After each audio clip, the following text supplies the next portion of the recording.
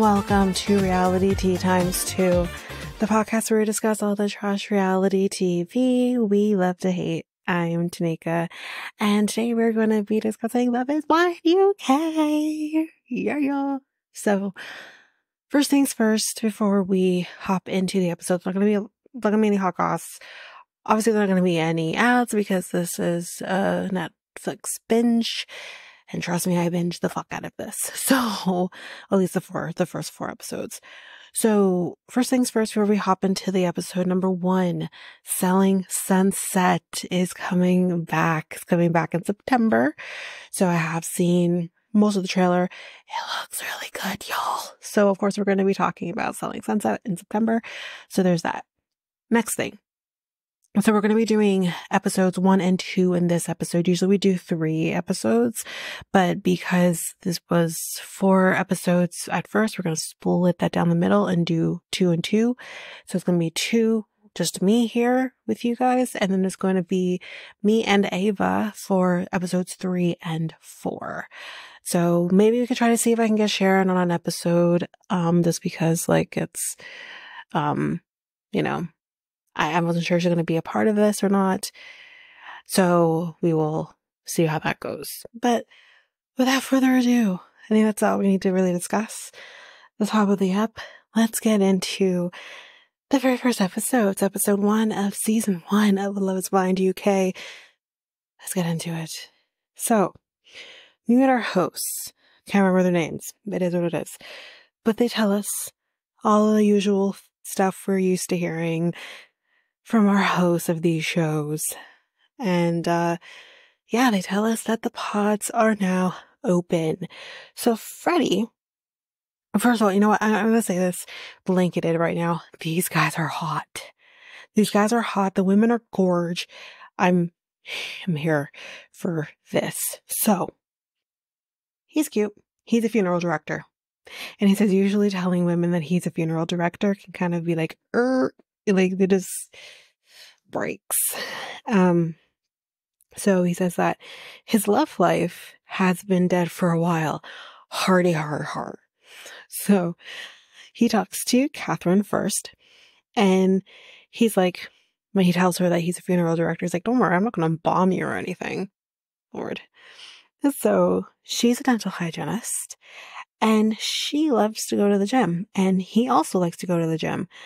And she's like, I know it's kind of weird, when I tell people that I go, I kind of want to say it. And he's like, shut up. I know what you're going to say. Or I think it might have been the other way around. And she's like, you go twice a day. And he's like, get the hell out of here. You go twice a day too. So they kind of connect on the fact that they both go to the gym twice a day. So Catherine, we kind of transition over to Catherine, and she's talking to Ollie, who is hot, y'all. And he is a boxer, and she does boxing as well. And they seem to definitely be vibing with each other. And then we kind of transition out of Catherine, we stick with Ollie, and we kind of see he's kind of his little dating thing here. And he says he usually tends to date with his eyes first, which obviously doesn't bode well for finding an actual connection that's going to last. So he's been told that he looks like Craig David. So literally in this moment, y'all, I don't know. I feel like I know the name Craig David. I feel like I'm going to sound really stupid once I actually look to see who Craig David is. But I'm going to go look and see who Craig David is right now. Kinda, I guess. Let me look at other pictures of him. Just because I'm not seeing it.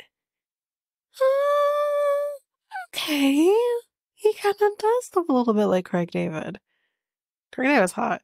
Anyway, so that's who he says people think he looks like, his celebrity look like. So then he talks to Demi. and they both are from London. It's really interesting when you kind of hear, I mean, I guess similarly to even the States, you can kind of clock where someone kind of is from based on the accent, but you don't really hear that as much as you do here in the UK.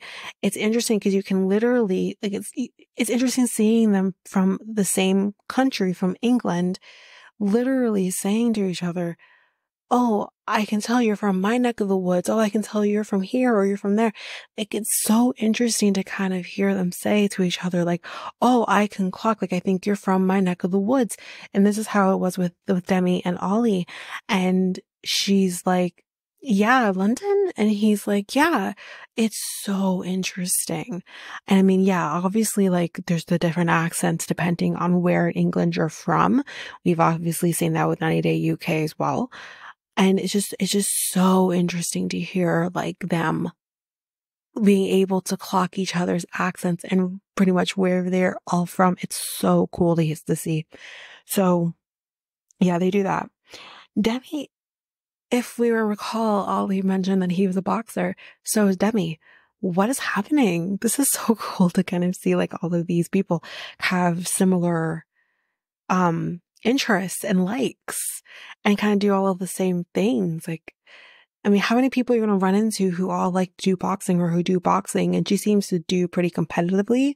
Like, how do you like clock? You know what I mean? That's so cool. Anyway, so then they talk about how she is like amazing at arcade basketball. And he's like, oh, girl, please get better than me. You're not going to be better than me. Like, what do you think this is? So she's definitely liking him. And they kind of started talking about like kids and stuff like that. And he said he does want to have kids, but he doesn't want to kind of have that in place of like anything else, I guess. Or like hang his hat on that was kind of the term he used, because not everyone can have kids. So this is interesting. I don't want to go too far ahead, but there is a conversation that will be brought up between Demi and Ollie where she is kind of afraid to have that conversation with him. And it is kind of around the fertility aspect of things. He literally kind of tells her right off the bat, like, listen, I want to have kids, yes, but I don't want to hang my hat on that because not everyone is able to have kids. Like, I don't want my person to feel that because we may not be able to have kids with each other, that I'm going to up and leave and be with somebody else who could potentially give that to me. So it's really interesting that they were able to have that conversation right off the bat, but it's like, did she forget the conversation? Did this conversation even matter? And because again, like the conversation she has with him later on made me really emotional. Like I was crying. I might cry again talking about it once we get to it, but it made me very emotional because a lot of the feelings that she was feeling, a lot of the things that she was experiencing are definitely things that I've definitely internalized in myself as well. And it made me very emotional. And it's like, no matter how many times maybe someone tells you that important thing of, yes, I want to have this, but like, it doesn't like, it's not going to make or break if it weren't to happen. Um, it doesn't always matter when you've internalized so much or you've had people around you basically say with their words or their actions or both that that's not good enough. It doesn't even matter. Like yeah, but we'll get to that conversation when we get to it. We are not there yet. We're still having fun here. So he definitely seems to like her. So there we go. Catherine, meanwhile, in the women's quarters, does think like no one else kind of likes it. Because she seems to really, Ollie seems to be, at least at this moment, be her number one. And she's like, I don't think anyone else really likes Ollie. Like, I think I'm kind of one of the only ones that kind of probably does like Ollie. And then in walks Demi. She's like, oh, well, maybe I'm not the only one. Well, we'll see how that unfolds. So we meet, Steven and Sabrina, who is from Belfast, Ireland. And both seem to love to meditate. The main thing too is before we kind of get into here, I said Stefan because I'm in perfect match mode, but it's Steven.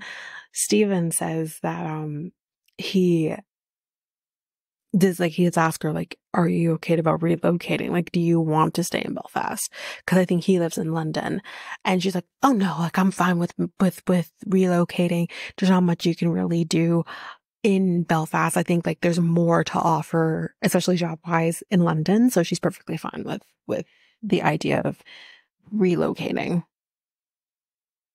So yeah, anyways, they both do meditation, and he does a lot of gratitude journals. And so does she. So they're definitely connecting on that spiritual front. And yeah, so there's that. Then we meet Sam, and Sam kind of talks about like, he hasn't always liked what he's seen in the mirror. He has actually done a nose job before. He has a skincare routine. He does the whole thing because he hasn't always liked what he sees. And he talks to Jasmine, is one of his women. We'll see who else there is. He does talk to Jasmine, and he asks, like, do you like to stroke your boyfriends? And she's like, I'm sorry, what now? Bad choice of words here, but he means like, like stroking, like, you know, rubbing, cuddling, kind of in that kind of intimacy part of it, not the intimacy part of it. Um, so yeah, he just kind of means like kind of scratches, I think is what he said.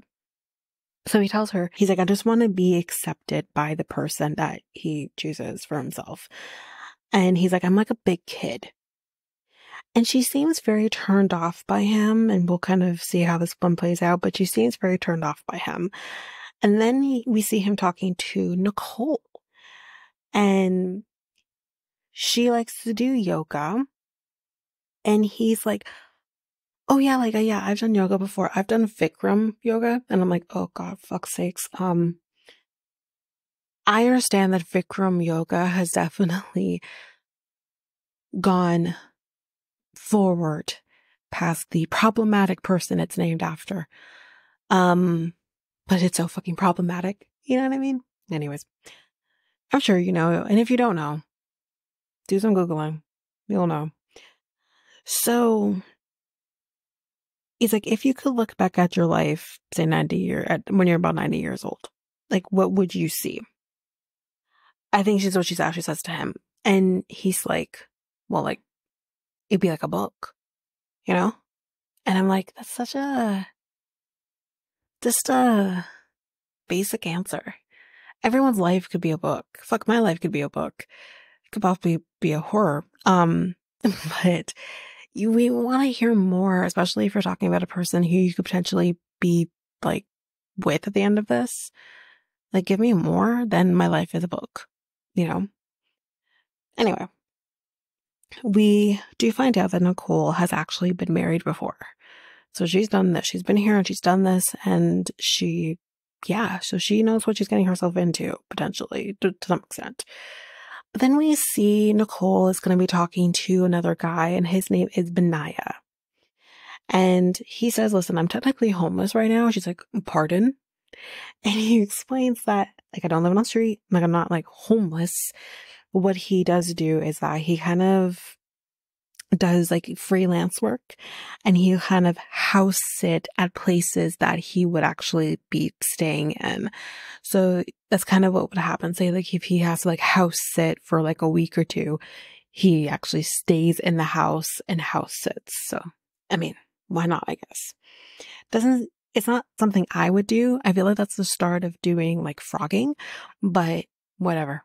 So she says she would love to live off the grid, and he's like, yes, down for this. Let's do it, because he's very nomadic. And like, if for those who haven't seen the episodes yet and you don't know kind of what he looks like, he has like the long hair, very just like nomadic. And if you kind of want to have an idea as to what he looks like, but you don't want to necessarily watch the episodes, head on over to the socials, and I did post the pictures of all of the the cast of the Love is Blind UK. He's the only one with long hair, so you can go take a look at him. So yeah, he's very nomadic. He's loving it. And she's like, I definitely want to have like clean living. He's loving everything. This is exactly what he wants to see and hear, and he's all for it. So then we see Steven and Sabrina, and they're talking. It's the next day. And he's like, I like to wear bungee, I can't remember, smugglers. And if I remember, this is kind of a callback to Below Deck, Down Under, because we heard a lot about the bungee, whatever the fuck, smugglers. It's a callback. So it's basically just like a Speedo. And they are both, this is so interesting. They're both wearing jewelry in this case. I think it's both rings that belong to their grandparents. She has a ring that belonged to her grandma. He has something that belonged to his grandpa. So, and her grandma recently passed away, so it's still very sensitive for her, I think, in the last few years. So it's kind of interesting to kind of see like they both are kind of in the same wavelength when it comes to that. And they kind of start talking about kids and the fact that, do they want to have kids? Do they not want to have kids? And he says that he does see himself being a father. And that's very important for him. But unfortunately, a little bit, she says that, for me, the main part that matters is being husband and wife. I can see myself not having kids. And immediately that mood shifts in the pods. It just shifts to the point where it's like, oh, this isn't going to work then, is it? And you can kind of see like she feels really upset, and we kind of see how she looks very upset when she's back in the quarters. He looks very upset because it's like, that's the one. But then there's this big thing here about the kids, and he clearly is not willing to necessarily compromise on that. So it's kind of a big deal for him that she may not want to have kids. And she didn't say that she didn't want to have kids ever. She just said, like, I think in a perfect world, not so much a perfect world, just in her world in general, she can see or at least live with the fact that she may never be a mom, and she's okay with that. I really think, like, I don't know her history. I don't know if she's had issues trying to get pregnant in the past. She's 35 years old. So, like, I don't know where her life has kind of taken her to lead her to this conclusion. If it's always been there, if whatever. But let's pretend maybe she's had some issues with fertility in the past, and maybe she's just finally come to the conclusion of it's okay if it doesn't happen for me. Maybe this is more of a self-preserving thing, and I 100% get it. So it's like, maybe it's not so much that she doesn't want to have kids ever. Maybe she's just kind of being like, in this moment, right now, right here, I'm okay not being a mother, so that I don't have to get my hopes up to potentially become a parent, and it just never happened for me. Totally understand it. So yeah, back with Jasmine. We see, she says that she went through some shit. Um, you know, and the biggest thing, as she mentions, is I had an ex that was actually going to be having a baby with another woman, and he was still kind of holding on to her, kind of telling her all the things that she wanted to hear, basically maintaining his relationship with her. Meanwhile, he has this child on the way. I have never felt so seen, and I've never understood a person so much as I did in this moment, because I went through the exact same thing. And at least with her, I would hope anyways, that she wasn't married to the man when she found out that he was having a child, and that child wasn't going to be showing up in a month, make it 2 weeks. So yeah, it's a lot, and that so changes you. It really does. And she does kind of say like it did kind of change her a little bit as well. And we see her talking to Sam, and he says he's really liking her. He kind of, feels the butterflies with her. So, yeah.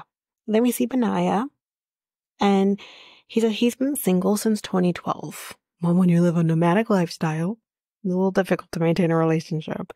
But yeah, he's been single for, I guess we're going to say this maybe was filmed in 2023, so 11 years or so.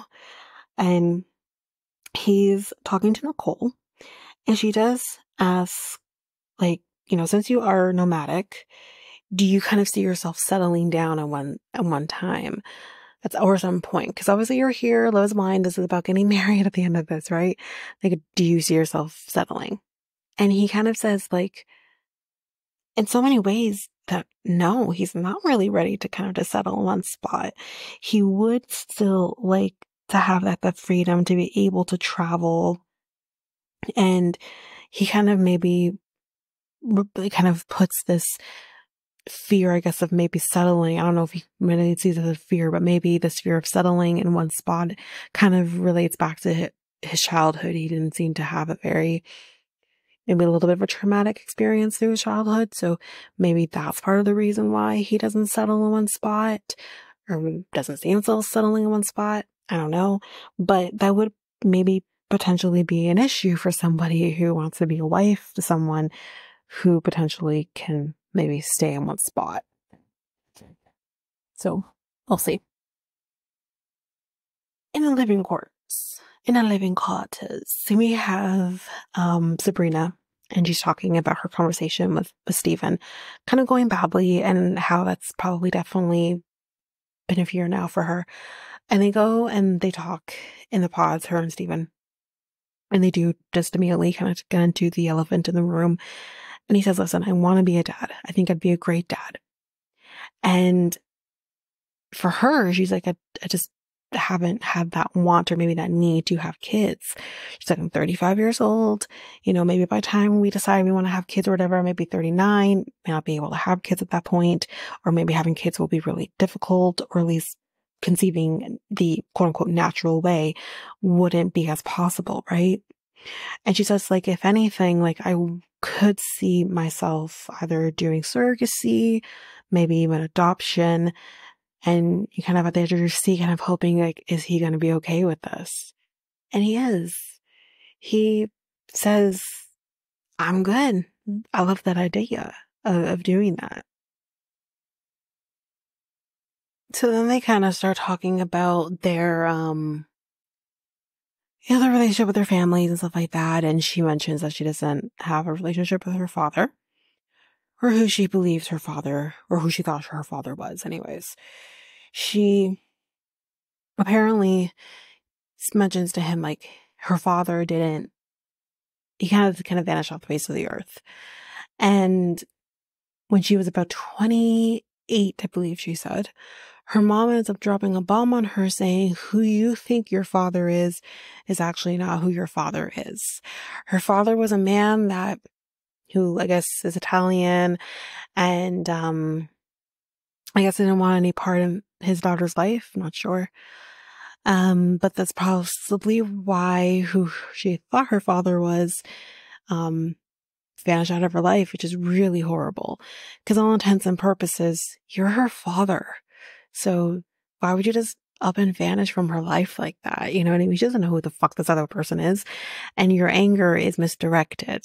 Shouldn't be directed at her. And I understand, like, there's hurt on his side, I'm sure, as well. But then do whatever healing you need to do and come back and be the father she thinks you are. Anyway. So yeah, that really messed her up.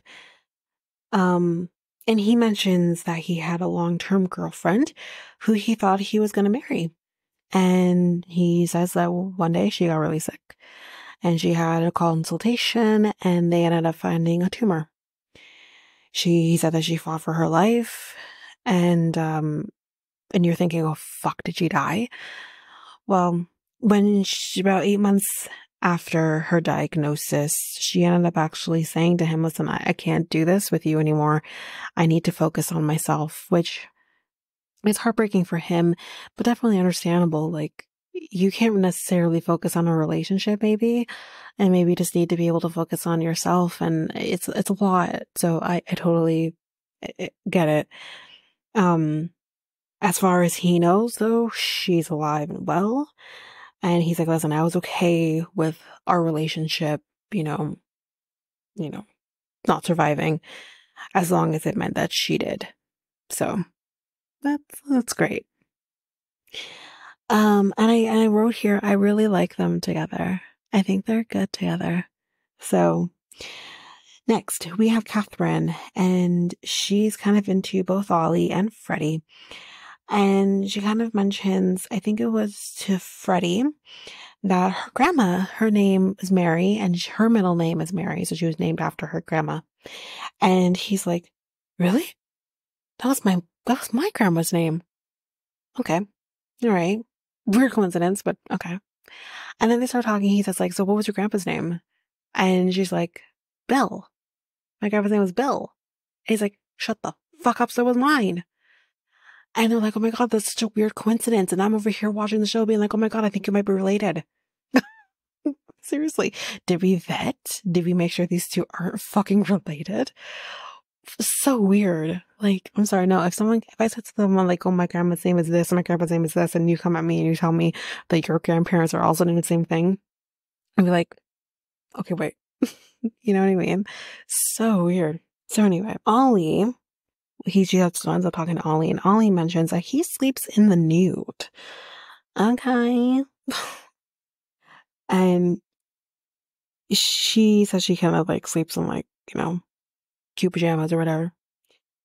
And he says like with her, he feels more of sexuality, that maybe like a sexual connection, and maybe she could potentially be leading more with her sexuality than maybe it happens. Obviously, she's not one of a kind. He's not one of a kind in that either. So it's, but he does say that he does want to have more of like an actual fulfilling connection, but that has everything, the emotional, the sexual, the physical, all of that. And he just fears that maybe he isn't going to have that with Catherine. So I personally felt that I liked Demi more for him anyways. I felt like that was a better connection for him. So we'll see how that kind of turns out. She tells him that her heart is with him, fully with him. She's fully invested in him. But he says, like, listen, I gotta admit to you that, I'm not 100% clear on who my person is. He has more than one connection. But he says, with you, you're exactly kind of what I would want in a partner. But he still wants to give that other person a chance as well. So I think that's understandable. So then we see Demi and Catherine talking, and she says, Demi says, like, usually I would kind of step aside if I knew like my friend has a crush with somebody else, because she tends to be a people pleaser. But she's like, listen, I'm not doing that this time though. I'm here for me. I had to put myself first. I don't want to end up home alone with 10 cats. And fuck, I don't even like cats. But Catherine, on the other hand, though, just kind of shows the different personalities here. Catherine is kind of like, listen, I get why she likes him. I think like, I think he likes her too, but I don't think they're going to make it on the outside. And she's like, maybe I need to be careful what I say. Well, Then we are with Sabrina and Steven, and he kind of wrote this poem for her, or the start of a poem, I should say, for her. And he tells her that he loves her, and he proposes. And she says, you're amazing. This journey has been incredible, but ... That's where episode 1 ends. And I'm literally sitting here, like, I was emotional. I was like, I was getting teary. I'm thinking, oh, this is our couple. This is the Lauren and Cameron of the UK. And I'm thinking like, I love them and they have to work. They have to. And when she's like, but I'm like, oh, for fuck's sake, is she going to say no? But of course, like, we find out fairly quickly what her answer is. But this is where we're going to take a break here. We're going to take a break here, and when we come back, we will jump in with episode 2.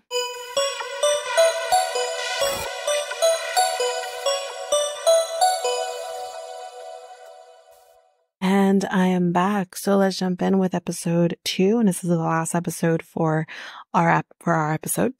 So we're back with Sabrina and Steven, obviously wondering what she's going to say, but she does say yes. And I'm thinking, yo, girl, this was the longest yes in history.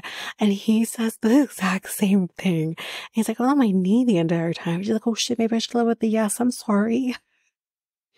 Um, so yeah, we have our first couple, which is Sabrina and Steven. And we will kind of similarly with what we do with Sharon, with Ava, we will kind of find out what our thoughts are on all of the couples at the end. Actually, I'm going to actually put my predictions in before we head into the next episodes. So we will do that and we will kind of see how this turns out for everybody at the end of this. So then we see Benaiah and Nicole, and he says that he loves the outdoors. It's very clear this man loves the outdoors. His idea is like going like, hiking and whatever else. And I'm like, oh, no, thank you. Not that I don't like the outdoors doesn't like me. So that's the problem. Nicole definitely pictures, I guess, pictures him with like wavy dreadlocks and stuff like that. And I'm like, close, girl, you're so close. He doesn't have dreadlocks, but he definitely has the wavy hair. Like you're on the right track. And his eyes too, when she says that, she's like, oh, really? Like, you're on to something. So then we meet Maria and Tom. I think we've kind of seen bits and pieces of Tom in the first episode, but we didn't see a lot of him. This is kind of the introduction of Tom and kind of his two ladies, which we'll get into. And I remember thinking here, Tom gives me a little bit of Tom of 90 Day, just a little. The voice is also very similar too, just a little, but I don't think he's much of an asshole as Tom is. Like, he's not going to go to Maria and be like, have you gained weight? Like, he's not going to do that. So he's like, do you know who the coolest guy in the hospital is? The ultrasound tech. Do you know who the coolest guy is when the ultrasound tech guy isn't there? The hip replacement guy. I'm so confused by this. And she's like, that's so funny. And I'm like, I don't get it. If anyone else gets it, please tell me, because I don't get it. Anyway, he tells her about when his parents broke up, and he says that he would go see his dad 2 times or about 3 times a year. And I guess he kind of says, like, I really wanted to be around my dad more because I actually wasn't around him a lot. So he ended up deciding to live with his dad. I don't know if he's going to live with him permanently or he was only supposed to be with him for the year or kind of what happened. But what ended up happening, another fucking fucked up father, but what ends up happening here is he goes on vacation with his mom, goes back home with his dad where his dad lives, to after the vacation, and goes home and his father dipped. You never saw him again. His dad dipped. What in the actual flying fuck is going on with fathers? Really and truly. So fucked. Anyway. She says that her dad passed away recently. He apparently had terminal cancer. And she says that he ended up going to Morocco, I guess they have family in Morocco, to say goodbye because he's terminally ill. Then COVID happened and the COVID lockdowns happened and the country locked down. And with that in mind, he unfortunately had to stay in Morocco, till the day he died because he couldn't leave, and he did eventually, or ultimately, I should say not eventually, but ultimately died in Morocco.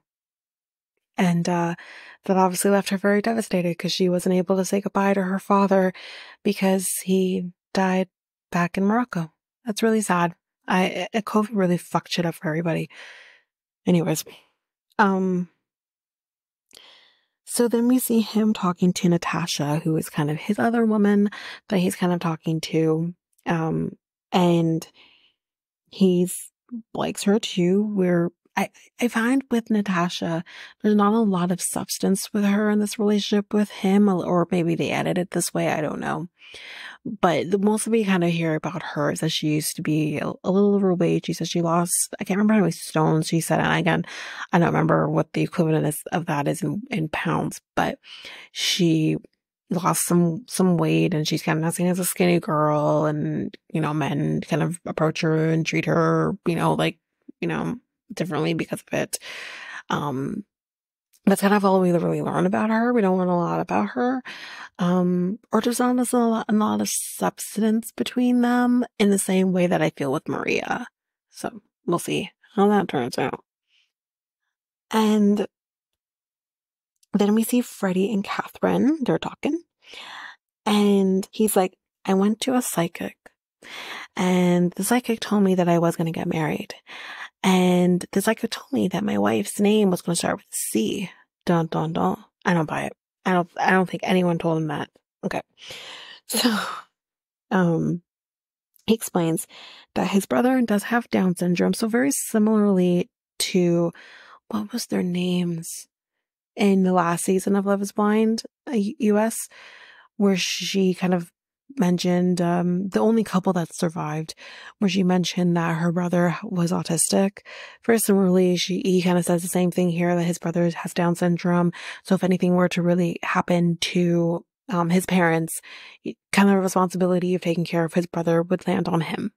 So very similar to that. And she definitely understands that, and she gets that. And she explains that she was actually adopted. And she really breaks down here because she is like, I was always seen as the adopted girl. And it's like she dealt with like people being assholes to her because of it. Like, I don't understand. Like, people suck is the moral story. So she says, guys who would date her, I guess ultimately wouldn't want to date her due to the baggage, due to her being adopted. And it's just like, I don't know, it was because they just didn't realize that she was adopted and she came in with so much baggage, or if they knew she was adopted and were like, that's too much baggage for me. Like, I don't know how this went, but he tells her, I like you. And she says, I do have another connection, but with you, I feel content. But Ollie, I mean, damn.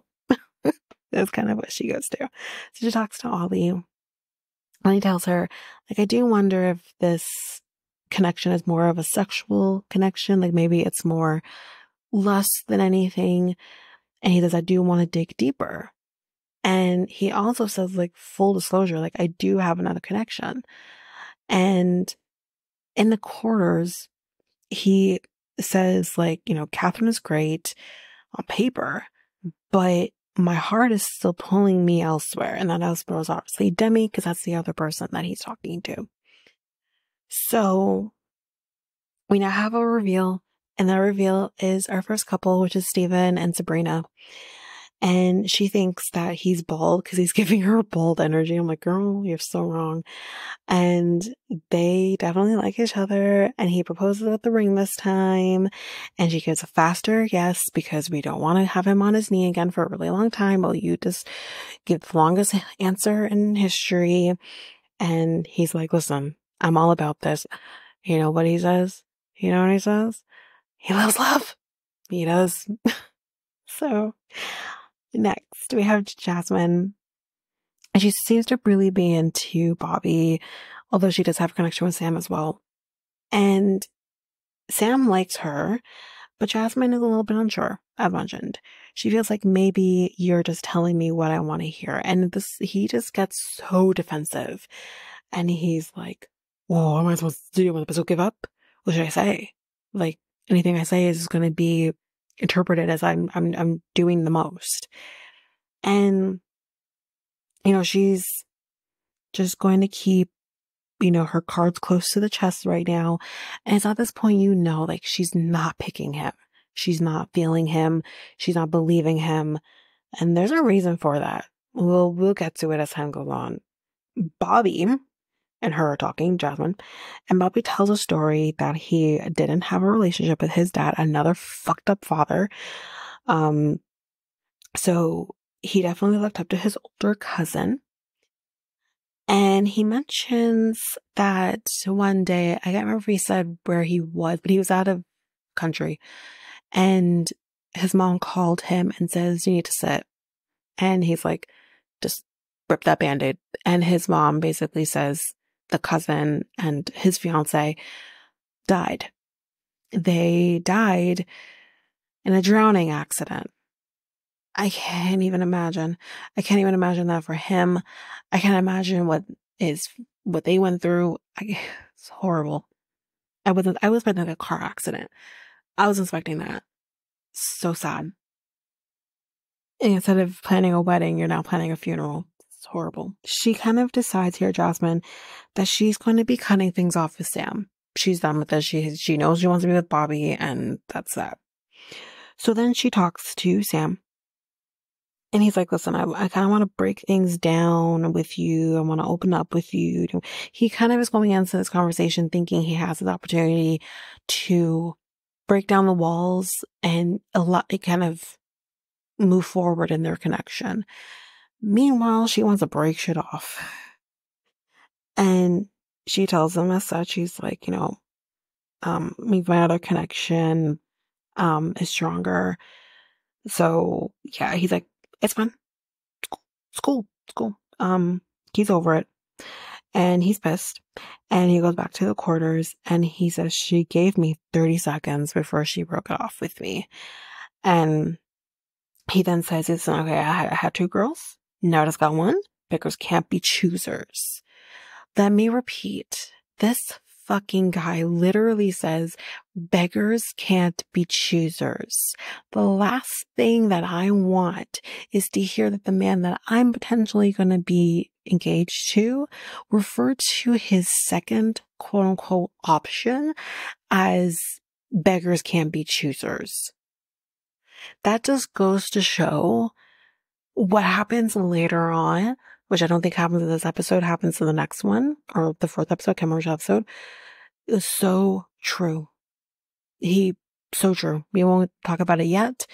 I'll let that just kind of flitter out there, but it's definitely so true that he's not in here for the right intentions.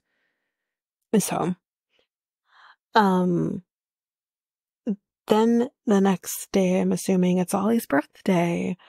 And Demi, she's doing the most. She's doing a card for him. When they go into the pod, she has like a shit ton of balloons in the pod for him. She's got a cake for him. Spoiler alert, Catherine didn't do jack shit for him. I'm just saying that. She literally says like, it's your birthday, but like, it's my birthday too. And that's how I am with my boyfriend too. Like, it's not just your birthday, it's our birthday. Okay. I celebrate, it's our birthday. Even though I wasn't born yet, it's our birthday. You know what I mean? Like, you know what I mean? It's our birthday. And it's not about like it's not about being selfish or anything like that. It's like, I'm going to celebrate you in the way that I would want to be celebrated as well on my day. So like, that's how it is. And like, Catherine didn't do shit for him. Anyway. So he's definitely getting very emotional, and he's like, this told me, everything he needs to know, I guess, on which path he's going to go down in terms of who he's going to pick.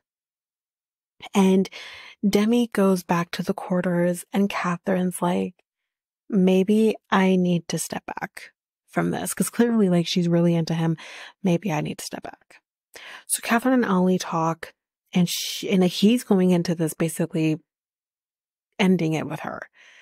But she beats him to it, and she's like, listen, I'm going to make this easier for you. I'm going to end it here for you. You have your other connection. I have my other connection. So let's just end it here. And I think it takes them both back, but at the same time, they're both like, they're okay with this decision on both ends. So that's it for that. So Nicole's, she says that her strongest connection at this point anyways is Ben. I don't know why it's in Benaya. There we go. And she wants to kind of be sure though that he is ready for the future that this show is supposed to kind of give you. And he at first says, like, I see like a future with you, and you're thinking, oh good, this is what you want to hear. But then he switches it back up again and says, but I'm not quite there yet. Oh, what the fuck? And that obviously isn't good enough for her, because she's here to be someone's wife potentially at the end of this. And the fact that you're saying that you're not ready for this, then sir, why'd you come on the show? I do like him. I like him as a person. I definitely do. But I do question, like, then why are you here? Like, I know, like, maybe the idea of it, like, you think you're ready, but then when you're in it, you're like, oh, maybe I'm not. But, like, I don't know. I always question that.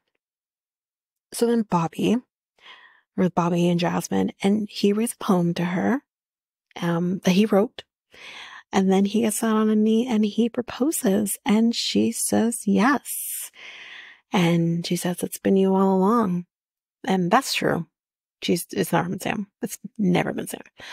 So there we have our second couple. We now have Jasmine and Bobby as our second couple. So again, we will have our predictions in the end of the fourth episode to kind of see where we all think. So next thing, we have Sam and Nicole, and they're talking. And he tells her, listen, I don't want to be with anyone else. He has no other option. He doesn't want to be with anyone else. And he gives her a bracelet as well, I believe. And she's like, I do like Benaya, but she also wants to explore with Sam because Benaya's given her for her, she feels like Benaya's given her no other choice but to explore another connection. So that's what she says. But Sam goes back to the quarters and he's like, hung up on this one comment that she made. So it made me really think about Shake. If I remember Shake from season, what was it, 3 of Love's Mind, where he kept asking people, or women, like, if we're at a music festival, can I lift you off my head? Gave me that vibe, because he says, like, his was very innocent. He didn't say it in this way to elicit anything from her. But he says to her, I can't wait to see you, hug you, hold you, just lift you up in my arms. Like, he's not eliciting any response from her.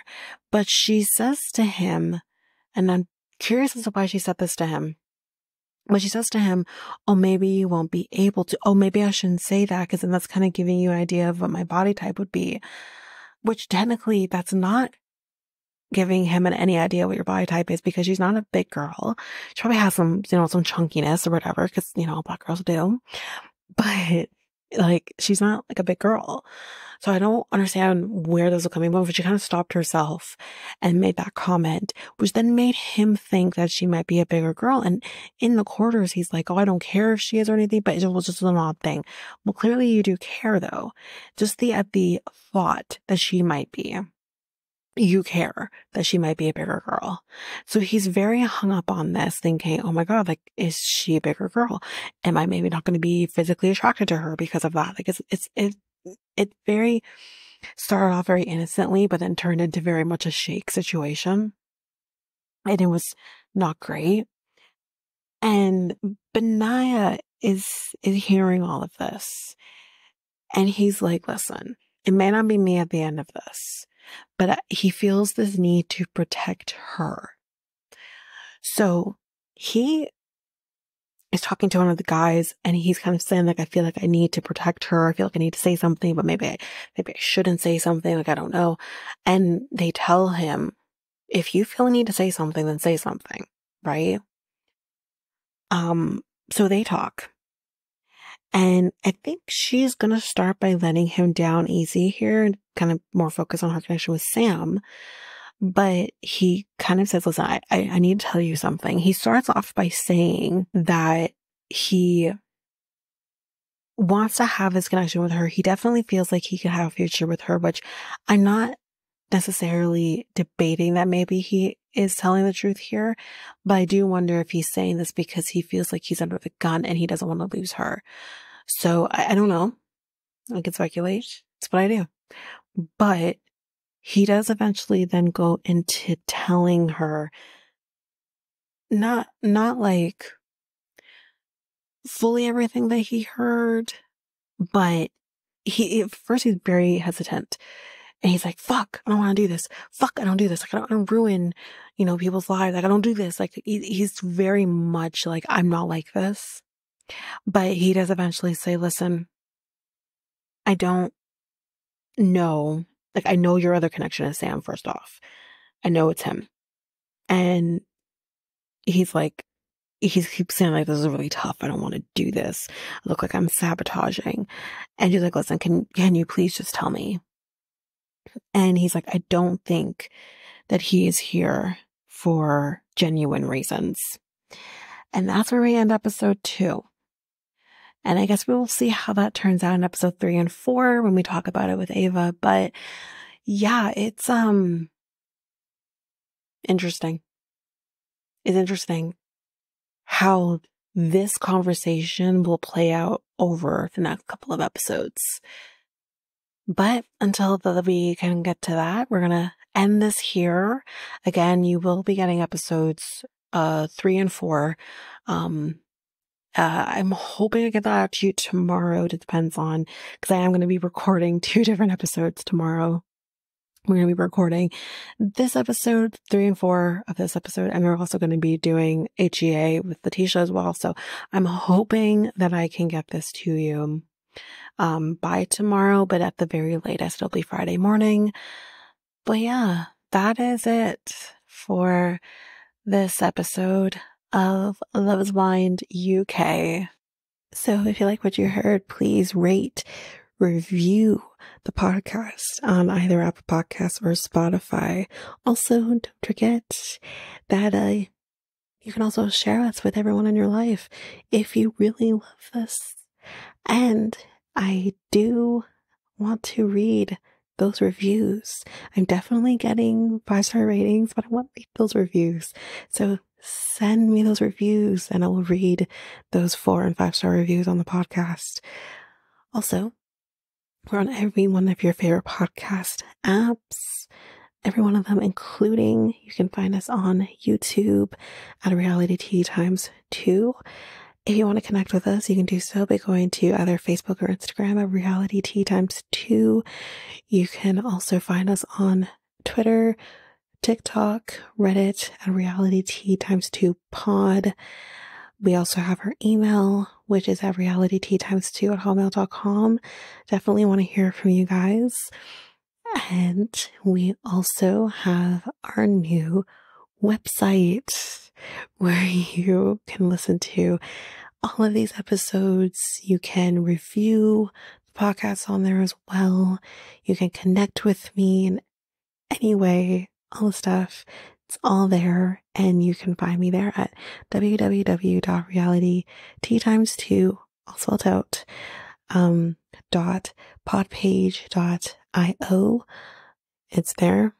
And don't forget, I also have my other podcast with my friend Mikkel, Next Week Podcast, where we talk about all kinds of different topics. But you can find us on any of your favorite podcast apps over there as well. Or you can also go to YouTube, and you go to Next Take Podcast, as well as our website, which is solo.to/Next Take Podcast. So yeah, there's that, and that's basically that. And again, don't forget, if all of this information is overwhelming, we do have all of the links, everything in our show notes. But that is it for now, guys. Thanks. Bye.